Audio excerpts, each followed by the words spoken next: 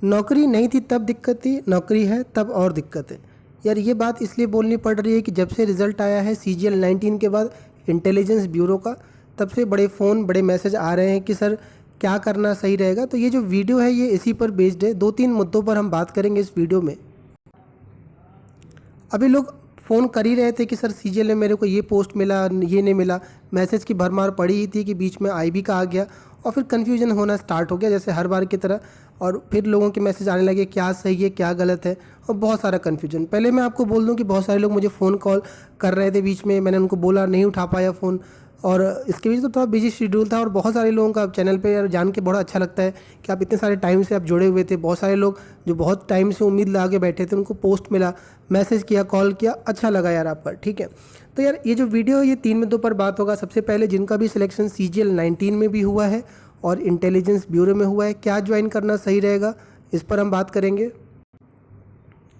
CGL 18 के बहुत सारे मैंने बताया था करीब 50, 55, 60 के आसपास परसेंट के आसपास लोग CGL 19 में पोस्ट पा रखे हैं।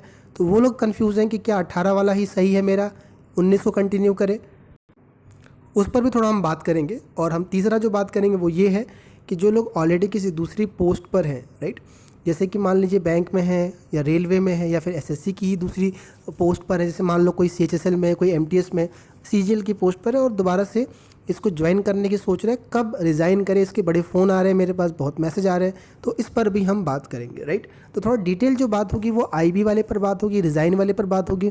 CGL 18-19 को मैं बोलूँगा, ध्यान से समझिएगा। तो सबसे पहले हम CGL और ACIO IB की हम बात कर लेते हैं। काफ़ी लोगों का सिलेक्शन हुआ है जो CGL 19 के हैं और इसमें भी हो गए, बड़े कंफ्यूज है यार, राइट, बहुत कंफ्यूज है, बहुत मैसेज आ रहे हैं। तो मैं सोचा चलो इसे बात कर लेते हैं इस पर रिगार्डिंग। देखो ये जितना भी बातें मैं बता रहा हूँ, मैं फिर बोल रहा हूँ कि ये सब मेरे जो अभी तक मेरा जो भी एक्सपीरियंस रहा है, जितने दिन तक का रहा है, जितने लोगों से मैंने बात करी है फ़ोन कॉल्स पर, ये मैं उस बेसिस पर आप तक पहुँचा रहा हूँ। और बाकी डिपार्टमेंट में भी लोगों का क्या मूड रहता है, लोग क्या आप अपने फ्यूचर को लेकर के बताते हैं, उस पर भी हम लेकर बात करेंगे। तो ये मेरे खुद के विचार हैं। बाकी मैं आपको फिर बोल रहा हूँ कि मेहनत बहुत आपने किया है IB के लिए, और आपने एक ड्रीम पाल रखा होगा बहुत सारे लोगों ने, तो आपका ही देखो डिसीजन होना चाहिए। नौकरी आपको करनी है, पैसे आपको लेना है, राइट। तो फाइनली डिसीजन जो होगा, जो सोच समझ के, वो आपको ही होना, आपको ही करना है। बिकॉज कल को ये रिग्रेट ना हो कि यार इसके कहने पर, उसके कहने पर मैंने ये ज्वाइन कर लिया। तो एकदम आराम से जो चीज़ें हम यहाँ पर सामने रखते हैं। तो सबसे पहले हम इसको 3 कैटेगरी में बांट करके फिर हम समझते हैं। सबसे पहले वो जो लोग 4600 ग्रेड पे की पोस्ट पा रखे हैं CGL 19 में, या CGL 18 से भी आपका हो सकता है हो, और आप IB में भी आपका सिलेक्शन हुआ है। देखो मेरे राय में अगर आपको 4600 मिला है, आसपास घर के हो, राइट, उम्मीद है कि यार आसपास या फिर जो आपके स्टेट है उसके नियर बाय आपको लगता है कि मिल जाएगी। और आपको बता दूं कि आपका जो IB था वो एक वो नहीं था, क्योंकि बहुत सारे लोगों ने IB इसलिए भरा था कि यार CGL 19 पे कोर्ट केस चल रहा था जॉब सिक्योरिटी के लिए, कि यार एटलीस्ट कहीं एक जॉब सिक्योर हो जाए। तो मेरी राय में आपको CGL की पोस्ट ही कंटिन्यू करनी चाहिए, राइट। अगर आपका इवन दो दूर भी है, जैसे मान लेते हैं कि आप जयपुर से हो या फिर आप मान लो कि आप दिल्ली से हो और आपको मुंबई मिल जाती है, राइट, और मैं फिर कह रहा हूँ कि आपका पैशन नहीं था ये, कि आप बस एक जॉब सिक्योरिटी के लिए, देन उस केस में भी आप, मेरे राय में आप CGL ज्वाइन कर सकते हो। फैक्टर बहुत सारे हैं, देखो आर्ग्यूमेंट बहस यहाँ पर बहुत सारी हो सकती है कि यार आपको CGL की पोस्ट को पावर नहीं दे पाई है कंपेयर टू ये, या बहुत सारे डिपार्टमेंट से मान लो आप ASO लगते हो, कुछ मिनिस्ट्री के अंदर लोग नहीं जानते होंगे IB की बहुत वैल्यू है, वो सब चीज़ें हैं आपकी, राइट। लेकिन हम जो बात करेंगे वो प्रैक्टिकल बात करेंगे, जो डिपार्टमेंट में काम कर रहे हैं, जो देखो जब आप नौकरी के अंदर अभी देखो आपका सिलेक्शन नहीं हुआ था तो आपके थॉट प्रोसेस अलग थे, अभी आपकी नौकरी लग गई, आप सिलेक्टेड हो, तो चीज़ें अब बदल जाती हैं, आपके सोचने का तरीका बदल जाता है, बहुत सारी चीज़ें आपकी प्रायोरिटी लिस्ट में चेंज हो जाती है, राइट। हम उस पर हम बात करते हैं। नौकरी सभी अच्छी है, जो एक बेरोजगार है आप उससे बात करोगे तो समझ में आता है, राइट। हम यहाँ कुछ बात और चीज़ों पे कर रहे हैं, तो इसलिए मेरे अकॉर्डिंग, या जो मैं आपको मैं जो अभी तक समझ पाया, मेरे हिसाब से यार इसको आप कंटिन्यू कर सकते हो। 2800 ग्रेड पे की बात करें, 2800 ग्रेड पे अगर आपका सिलेक्शन हुआ है, फिर मैं बोल रहा हूँ, और आपके लिए पैसा मैटर नहीं करता, क्योंकि यहाँ पर आपका मेन मैटर, देखो कुल मिला करके आप नौकरी किस लिए कर रहे हो। लोग कहते हैं कि यार पावर है, ये वो सब ठीक है, आखिरी में कुछ साल काम करने के बाद अब लोग कहते हैं वर्दी है 3 स्टार, वो कुछ नहीं रहता, सिर्फ मनी दिखाई देगा, सैलरी दिखाई देगा। और अल्टीमेट भी लोग एग्जाम देते रहते हैं जैसे ये वाला करके, तो बहुत हद तक लोगों का मनी रहता है, पैसा ही रहता है आपका, राइट। तो आप एक चीज़ देखोगे कि यार यहाँ पर आपका लॉस बहुत हो रहा है, रीज़न है कि करीब आप 20,000 तक का नुकसान कर दोगे, उसमें 20 से 25,000 का नुकसान कर दोगे 2800 में और इंटेलिजेंस ब्यूरो में। मेरी राय में अगर आपको, फिर से बोल रहा हूँ, 2800 में अगर आपको चांसेस हैं आसपास मिलने के, क्योंकि बहुत सारे लोगों ने 2800 को इसलिए भी ऑप्ट किया था, रीजन उनकी रैंक अच्छी हो जाए, या फिर सीजीए बहुत सारे लोगों को मिला है, सीजीडीए मिला हुआ है, सीजीडीए में बहुत सारे लोगों को होम पोस्टिंग मिल जाएगी, सीजीए में बहुत सारे लोगों को दिल्ली पोस्टिंग मिल जाएगी। मेरी राय में अगर आपको ये जो सोच के आपने भरा था और अगर आपको ये मिल जाता है तो मेरे अकॉर्डिंग आप सीजीएल ज्वाइन कर सकते हो। सीजीएल का देखो रीज़न बहुत सारे हैं, वही कह रहा हूँ मैं आपको कि आपको एक चीज़ समझ में आएगा कुछ साल काम करने के बाद। सीजीएल में एक ये रहता है प्लस पॉइंट आपका कि आपको कभी भी स्टेज पे आपको निकलना है या फिर आपको फील होता है तो आपके पास समय रहता है। आपको मेन चीज़ ये रहता है कि टाइम रहता है, आप स्टेट की तरफ या दोबारा फिर से सीजीएल दे करके या आप कुछ प्लान कर सकते हो। आईबी में थोड़ा सा आपको पता है वर्क का, सब आपने सर्च किया हुआ है, आप सबको पता है, कोई वो नहीं है, तो थोड़ा सा शेड्यूल उसका वो है, बिजी है आपका, और स्टडी का या फिर आगे निकलने का थोड़ा सा चांसेस कम है। करने वाले देखो सब जगह कर लेते हैं, लेकिन आपको पता है कि वर्क लाइफ कितना है, सब लोग आज के टाइम पे यूट्यूब पे सारा कुछ अवेलेबल है, आपको ये चीज़ पता है। मैं बाकी जो चीज़ें हैं वो हम उससे बात कर रहे हैं, प्रोस कॉन्स पर बात नहीं कर रहे, हम सीधा स्ट्रेट बात करते हैं, तो उस पर हम चीज़ों को डिस्कस कर रहे हैं, राइट। पैसा मैटर करता है अगर आपके लिए वाकई ज़रूरी। बहुत सारे लोग हैं जिन पे फाइनेंशियल क्राइसिस है या फिर लोन वगैरह है, सब तरह के लोग रहते हैं, क्योंकि मेरे पास फ़ोन आते हैं, कॉल आते हैं लोगों से टच में, तो पता चलता है कि उनके लिए मैटर बहुत ज़्यादा करता है, कुछ लोगों के लिए पैसा भी। आप नो डाउट ज्वाइन कर सकते हो, पैसा का वो रहता है आपका। आप हो सकता है कि आपके पास तैयारी का वो है तो आप 5-6 साल कंटिन्यू करके आप फिर आ सकते हो, अगर आपकी एज का भी है तो, राइट। तो देख सकते हो आप। बात करते हैं 2400 वाले भी कई लोगों का सिलेक्शन हुआ जिनको टीए मिला हुआ है, राइट। कई सारे लोग हैं जो यार कन्फ्यूज़ हैं इसमें कि बहुत बड़ा नुकसान हो जाएगा। आप देख रहे हो जस्ट डबल का नुकसान आ रहा है आपका, कहाँ 4600 2400, राइट। तो यार एक चीज़ है, मनी जरूर दिमाग में घुसेगा आपके, लेकिन मैं फिर से आप कहता हूँ कि पैशन नहीं था आपका अगर ये, राइट, कि आपका पैशन नहीं था। क्योंकि देखो मनी वाला जो तब तक रहता है ना जब तक आप अभी आपके हाथ में पैसा नहीं आना चालू होता है।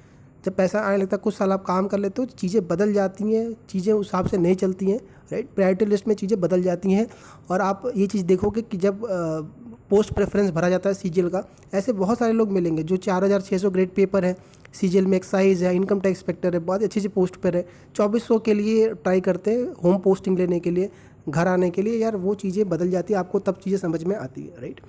तो मेरे अकॉर्डिंग अगर आपको 2400 भी ग्रेड पे मिला है, नहीं था आपका ये ड्रीम, या आपको ये बस ऐसे ही बैकअप के लिए भरा था और आपको आगे कंटिन्यू लगता है करना है, क्योंकि देखो 2400 में तो कोई 2400 2800 में लोग, अगर होम पोस्टिंग है तो 2800 में लोग कंटिन्यू कर जाते हैं कि चलो यार पैसा बच रहा है, वरना 2400 आपको सबको पता है कि अगर आपके पास अटैम्प्ट है तो लोग देते हैं यार, सीजीएल देते हैं, और हर बार वही होता है और लेते हैं लोग पोस्ट, तो आप आगे दोगे और आपके पास समय रहता है 2400 ग्रेड पे कि जब एसएससी की जितनी भी पोस्ट हैं टाइम निकाल लोगे आप, जितना भी है वर्कलोड है सबके लिए मैनेजेबल। 2 दिन वैसे भी छुट्टी रहती है सैटरडे संडे की आपकी, और आपको उतना करने के लिए काफ़ी टाइम है। आपने सीजीएल निकाला, एक बार जो निकाला हुआ है उसको मैंने बहुत टाइम रहता है उसके लिए, कुल मिलाकर के बात ये है।